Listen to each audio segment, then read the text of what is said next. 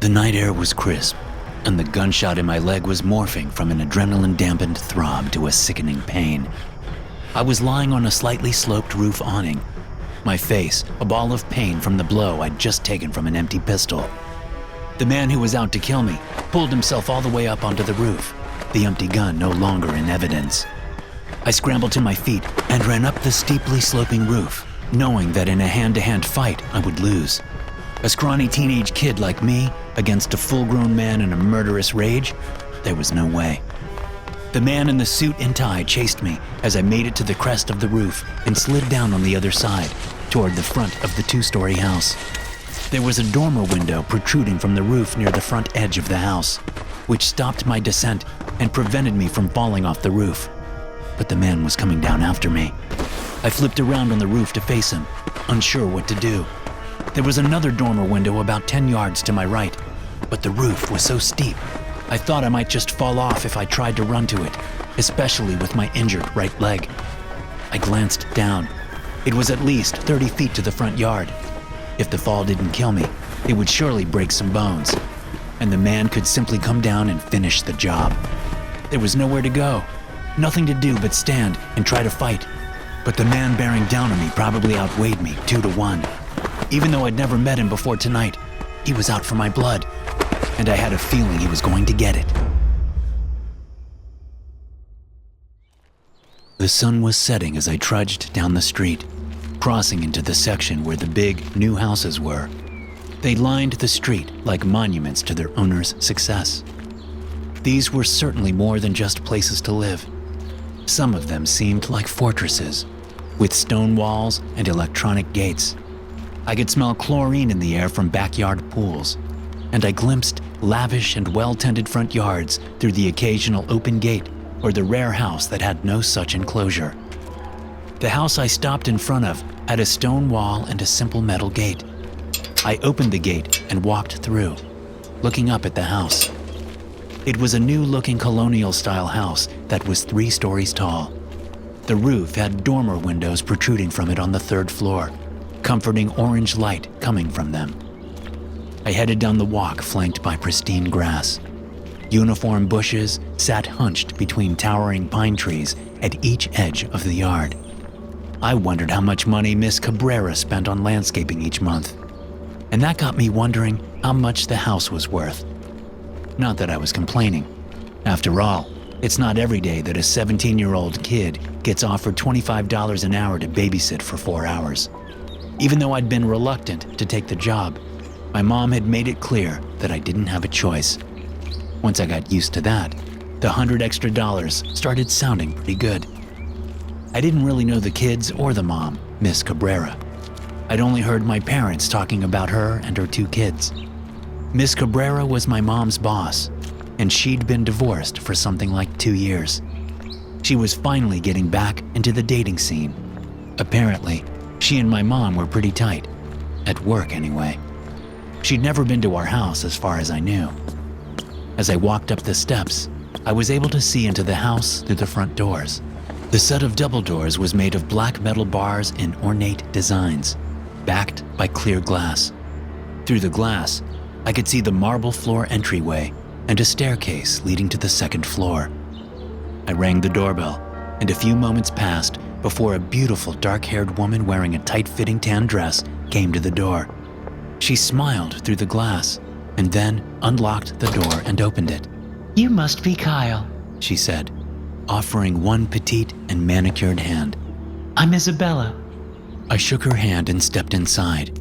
We did the small talk stuff for a minute before she took me into a high-ceiling dining room area where 2 children sat, obediently eating their dinner. "Kids, this is Kyle," Isabella said. She stepped up beside the little boy, who had wavy black hair and big dark eyes. "This is Diego. He's 8 years old." Diego smiled at me and waved, his mouth full of green beans that he seemed to be forcing down. "And this is Celeste. She's 6. Celeste, who had long and straight black hair, looked at me shyly. "Hi, Diego," I said. "Hi, Celeste. It's nice to meet you both." "Nice to meet you," Diego declared before abruptly turning to his mother. "Can I be excused now?" "Finish your green beans," Isabella said. Then you can watch an hour of TV only. She winked at me as she said this. We left the kids to finish their food, and Isabella took me around the house, explaining what she expected and showing me the place. It was a large house, and she didn't even show me the third floor, which she said was mostly unfinished attic space, or the basement, which apparently contained a home gym. 10 minutes later, we were standing next to the door to the garage. Isabella had her purse in one hand and the doorknob in the other. I usually let them stay up until 9 on Fridays, so please have them in bed no later than 9:30. I'll be home by 11 at the latest. Got it, I said. You have my number. Don't hesitate to call. I won't. Thank you for this. I know you'd probably rather be hanging out with your friends on a beautiful Friday night like this one, so thank you. I appreciate it. I smiled. No problem. I'll take good care of them. But it would be a problem. I didn't know it at the time, but it would be a big goddamn problem. The doorbell rang as I was getting the kids tucked into bed. It was 9:45. I had just finished reading the painfully shy Celeste a story and was sneaking out of the room when the noise sounded throughout the house. Celeste's eyes came open. Who's that? She asked sleepily. I don't know. Go to sleep. I left her door open a crack and the nightlight on in the corner of the room, just like her mom had instructed. As I moved down the hall in my socks, I glanced into Diego's room. He was jumping on his bed. Someone's at the door! He shouted, jumping up and down. Time to go to sleep, Diego, I said. Get under the covers. He ignored me, so I used the voice my dad used to use with me and I said, Now! That did the trick. He quickly got under the covers, but he was still holding back a giggle. I couldn't help but smile as I turned off his light and shut his door. I came to the top of the stairs and looked down at the front door. There was a man there on the front porch, peering into the house. He had dark brown hair with speckles of gray that shone in the porch lights. He wore a dark suit with a red and black tie over a white shirt. His eyes came up and found me at the top of the stairs. A smile came across his face and he waved at me. Unsure what to think, I moved down the stairs into the front door, but I made no move to unlock the deadbolt. Yes? I said. Hey there, He said. you must be the babysitter. I'm Paul, the ex-husband. He smiled as he said this last, rolling his eyes as if to say, You know how it goes. I just nodded. I wasn't sure what to do. Paul's face got serious. Did Isabella not tell you I was coming by tonight? I shook my head. No, sorry. Well, that's okay. I won't be long. I just want to say a quick goodnight to my kids. You mind letting me in? I reached for the deadbolt and then stopped myself. Something didn't seem right about this. I think I better call her. I said to him through the glass. No offense, but, you know. Right. He said, pulling out his phone. No problem. I'll call her right now. Before I could say anything, he had the phone to his ear. I realized my phone was in the den, where the kids and I had been watching television for more than the prescribed hour. I'm gonna go get my phone, I said. Paul put a finger up and then said, Hey, Izzy, it's me. I'm here at the house to say goodnight to the kids, just like we talked about. Yeah, you forgot to tell him. No, that's okay. He's a good kid. He did the right thing not letting me in without checking with you. Yeah, he's right here. You want to talk to him? Sure. Paul held up the phone. Here, she'll clear it all up. It all seemed so reasonable. Just open the door and take the phone. Paul was a friendly guy. He knew Isabella's name, and he knew that there were 2 kids, and he knew around what time they went to bed on Friday nights. It all seemed so reasonable, and I fell for it. I unlocked the deadbolt and opened the door enough to reach out and grab the phone from him. He waited for me to take the phone before he made his move. Paul shoulder-checked the heavy door, knocking it out of my grasp. He barreled in, shoving me backward. I couldn't keep my feet and I tripped, sprawling on the marble floor and dropping the phone in the process. Flipping around, I attempted to scramble to my feet. I wasn't fast enough. Paul came up and kicked me in the ribs, sending a jolt of pain through my body. Then he grabbed a fistful of my hair in one hand and kneed me in the face. I felt my nose shatter before I lost consciousness. The sound of crying brought me back to the land of pain and confusion and fear. I opened my eyes, finding it hard to get my left one open because the eyelid was swollen. As I blinked to clear my vision, I saw I was in a gym. There was a treadmill, a rack of weights, and a few other pieces of gym equipment. And in a chair next to me was Celeste. She was taped to the chair, which I recognized from the dining room. She had a gag in her mouth, just like me. I was taped to a chair just a few feet away from the little girl, who was crying through her gag. I looked around for Diego, but didn't see him anywhere. Although Isabella hadn't shown me the gym, she had shown me the stairs to the basement and told me there was a gym down there. I could taste blood in my mouth from my busted nose, but the bleeding seemed to be nothing more than a slow trickle. But the handkerchief stuck in my mouth and tied tightly around my head was soaked in blood and spit, so I couldn't help but taste it. My arms were duct taped to the arms of the chair, and my legs were taped to the front legs. As I struggled feebly to free my arms, a sense of black despair settled on me. I had let the man in. I had let him in. And now, for all I knew, Diego was dead. Or worse, I had no idea if Paul really was Isabella's ex-husband or not. Even if Paul was his real name. It didn't matter. Not now. What mattered was getting out of the chair and calling the police. But of course, my phone was upstairs. Celeste looked over at me, still crying. Our eyes met, and I saw the hurt there. I saw blame, or at least imagined I did. It was my job to protect them while their mother was gone, and I'd failed. A thick sob welled up inside me, but I choked it back. I knew if I let it go, I would probably never stop crying. I needed to get free. Otherwise, I was as good as dead. I forced myself to breathe deeply past the gag, to stop the swirling thoughts of despair in my mind, to focus on getting free. As I breathed, I remembered something I'd seen on YouTube maybe a year or more earlier.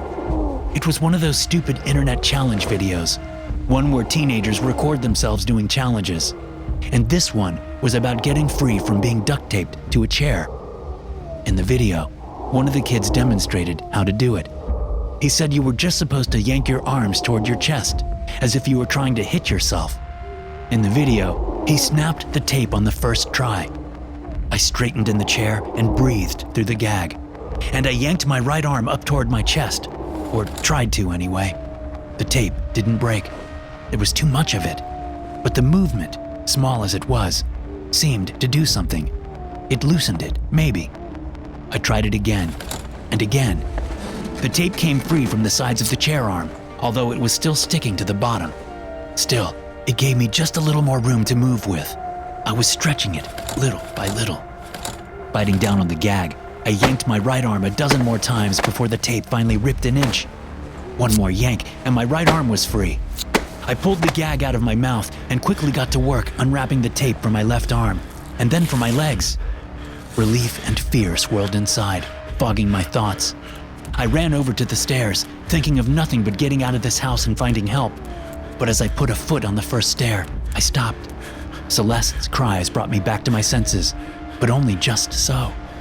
My whole body thrummed, and I found it a massive effort to keep from booking it up the stairs, making a beeline for the front door. My last words to Isabella came to me. I'll take good care of them. "Screw that," a voice in my head said. "You don't even know these kids. They're not worth dying for. And that's what'll happen if you stay here. You'll die. All of you will." That voice was sweetly seductive. I wanted to heed its advice. I wanted to save myself. No one would blame me, would they? But I noticed something about that voice. Deep down, under and behind each word that floated, fully formed into my head, was one driving emotion. Fear. It was my fear speaking, and only my fear. There was nothing else there. No empathy, no courage, no sense of duty. Just fear, pure and greedy. And I knew that listening to that voice, heeding its advice, would haunt me for the rest of my days. Even if I managed to get help and the kids walked away without a scratch, I knew it would haunt me. After all, I'd told Isabella that I would take good care of them. and god damn it, that's what I intended to do. Suddenly, my body wasn't thrumming so hard. It wasn't begging to run up the stairs. That didn't mean it was easy to force myself to remove my foot from that first step and turn around, but it wasn't nearly as hard as stopping myself from running up the stairs. As I walked over toward a still distraught Celeste, I knew that I was doing the right thing. I knew because it wasn't the easy thing, and I was confident that I would be able to hold my head up high for the rest of my life, even if that only amounted to a few minutes more. Getting down in front of Celeste, I whispered, Hey, it's okay. I need you to stop crying. Can you do that? She made no indication that she'd heard me. She just kept crying. Suddenly, I realized that might be a good thing. If I got her to stop crying, it might alert Paul that something was up. I debated furiously for 5 seconds, wondering if I should leave Celeste here, bound to this chair, or if I should free her and take her with me as I went to search for Diego. Making my decision, I got up and moved over to the weight rack, grabbing a 10-pound dumbbell and taking it with me as I moved to the stairs. The top of the basement stairwell came out between a large living room area and the kitchen. I stopped and peered around, seeing no sign of Paul or Diego. The living room area wasn't the same one we'd been watching television in earlier. It was a little less homely, with uncomfortable-looking furniture and a large gas fireplace under the big screen television on one wall. I guess that was where the grown-ups got together, if the room was even used at all. Thinking of getting my phone, I moved cautiously through the living room. I went down a short hallway and ducked into the den. My phone was gone.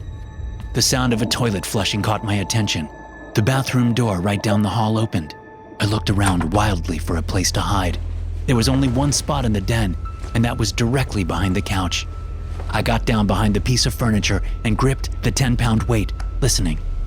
The sound of footsteps passed by the den and continued toward the other side of the house. Toward the kitchen, I thought. Getting up and creeping toward the large den entryway, I peered down the hall to see Paul move past the staircase to the second floor and into the kitchen. I padded down the hallway and moved swiftly up the stairs, searching for Diego.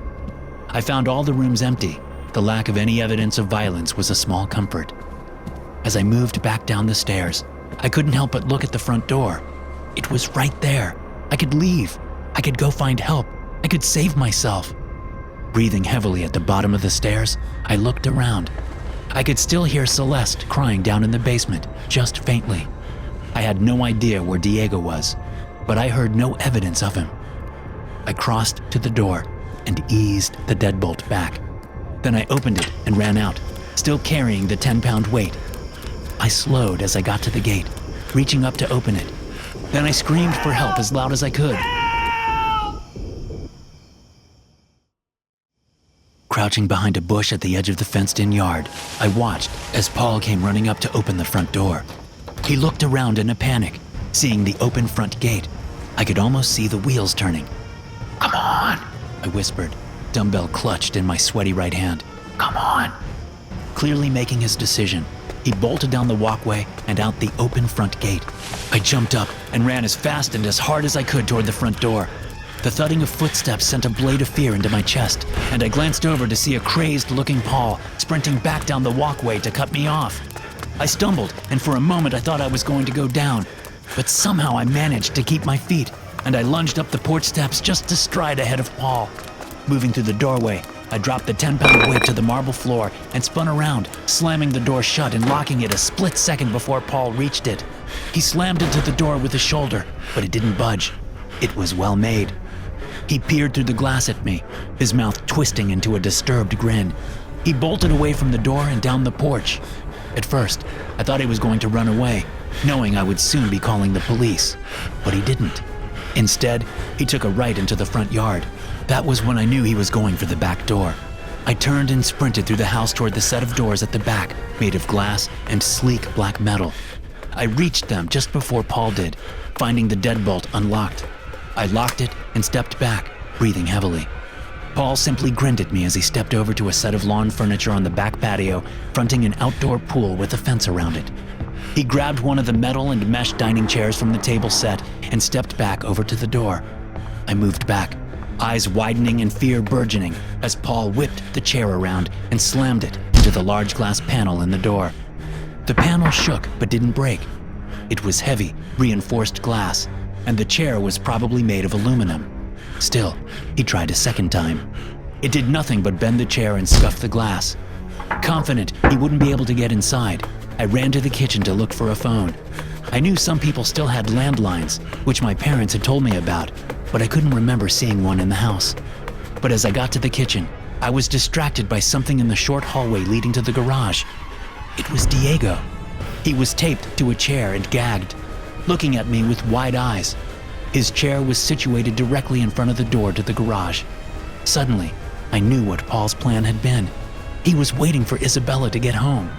As soon as she walked through the door, she would see her son taped to a chair.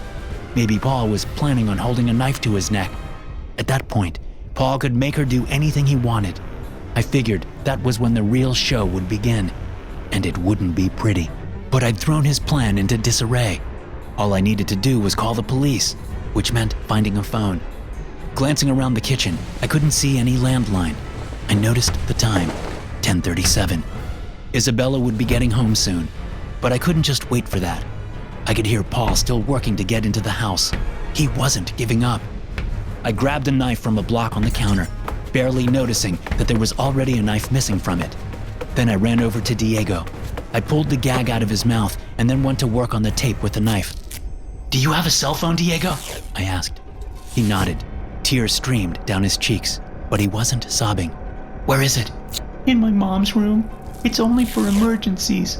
I thought this situation sure as hell qualified. Okay, I said, cutting his leg binds and freeing him. we're going to go free your sister and then find that cell phone, okay? He nodded, standing a little uneasily. As we went toward the back of the house, I noticed that Paul was no longer in the back. I couldn't see him, and I heard no sign that he was still trying to break in. I hoped all the windows were locked. We got downstairs quickly and freed Celeste. The three of us moved up to the second floor and into Isabella's bedroom, which featured an attached balcony overlooking the pool in the backyard. Diego went directly to the dresser and pulled open one of the drawers. After a few moments of searching, he stepped back and looked at me. It's not here. I was about to ask if he was sure when I noticed a yellow light coming through one of the bedroom windows. The window in question looked out over the front of the house. I moved over to it and glanced down to see a private security car parked just outside the house. The light bar on top of the vehicle was lit with amber lights all across it. They weren't flashing but stayed steadily lit. I couldn't see whether the driver was still in the car or not. It was too dark. Although I had screamed for help outside, mainly in a ploy to get Paul to come out of the house, it seemed someone had heard it and called the local rent-a-cop. Stay here and lock the door, I said to Diego. I'll be right back. Do not open the door for anyone but me or your mom, okay? Diego nodded and followed me to the door. He shut it and locked it after I stepped out. Still holding the knife I got from the kitchen, I ran down the hall and to the top of the stairs. Peering down at the door, my heart fell a little when I didn't see the security guard standing there. Then I heard the low tones of a conversation. Oh no, I said, racing down the stairs and moving up to the front door. Through the glass, I could see the security officer talking to Paul. They were about halfway down the walkway, and given the look on the security guard's face, I knew Paul was smooth-talking him. The guy didn't look concerned at all. I unlocked the door, opened it, and stepped out. Hey! I shouted. Don't listen to him! He broke into the house! Arrest him! The security guard turned to face me. As he was speaking, I saw movement out of the corner of my eye. Paul had reached around to grab something from his back waistband, and before I could warn the security guard, Paul was already swinging the implement around. The blade from the kitchen knife flashed through the air and made a faint popping sound as it punctured the security officer's throat up to the hilt. Paul yanked the blade out. The security guard tried to scream, but he couldn't. He brought his hands up to his neck, which was spewing blood all over the walkway and the perfectly manicured grass. With one arm, Paul grabbed the back of the guy's neck. He looked over at me as he jammed the knife into the guy's chest and torso a half dozen times. As the guy collapsed to the ground, I stepped back into the house and slowly shut the door. And I watched as Paul bent down and grabbed something from the security guard's belt. Oh shit, I said, seeing what the item was. Paul dropped the knife and transferred the pistol into his right hand. I backed away from the door, panic constricting my throat as Paul checked the chamber. Satisfied, he did something with his thumb and then leveled the gun at the front door. That snapped my panic-stricken paralysis. I jumped away as Paul fired the gun, the bullet shattering the glass. Now he could simply reach through and unlock the door. I scrambled up the stairs and raced down the hall. There was nothing I could do to keep him from getting into the house. My only thought was of protecting the kids. But I didn't know how I would do that. I had a small kitchen knife. He had a gun. As I ran down the hallway toward Isabella's bedroom, I suddenly regretted staying to try and help the kids, because I was fairly certain we were all going to die together very, very soon.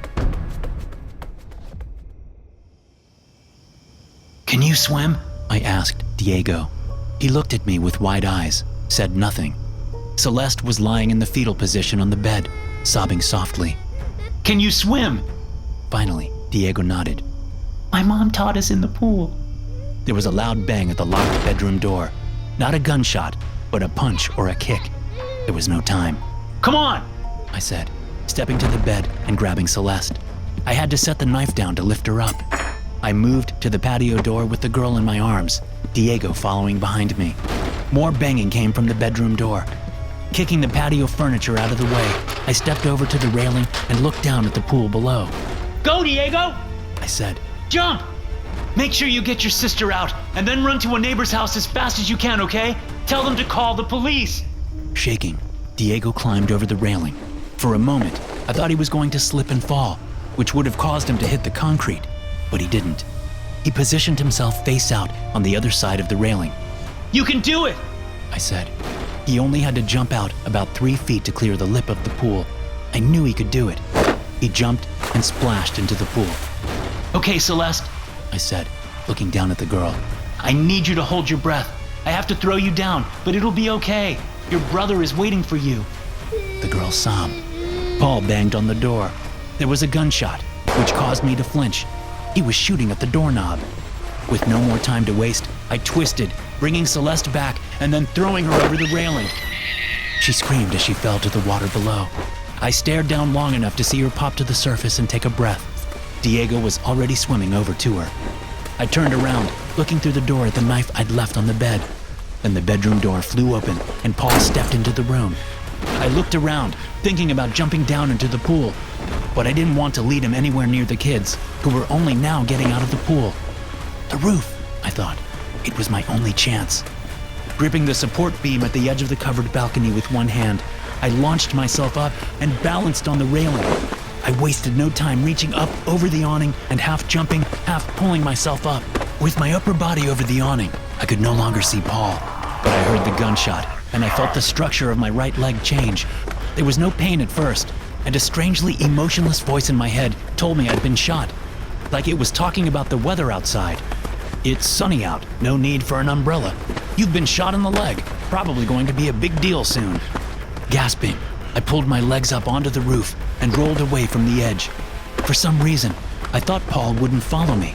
I thought I was safe. During my jump up onto the railing, I'd glanced down to see that the kids were no longer in the pool area. I guessed they'd already made it through or around the house. They were safe, or would be soon. I looked down at my leg, seeing that the bullet had taken a chunk of flesh from the outside of my right thigh. It was bleeding badly, soaking my jeans. Surely the police are on their way, I thought. All the gunshots in a neighborhood like this wouldn't go unnoticed. I longed to hear the sounds of sirens. I wanted this to be over, and as the pain came, I felt like I wanted to pass out. Then there was a grunt from the corner of the awning. Paul's face came up in tandem with the gun in his right hand. Acting on nothing but instinct, I threw myself toward him from my sitting position, grabbing the gun just as he fired right next to my ear. An explosion of pain swept down my ear canal, but I kept hold of the gun.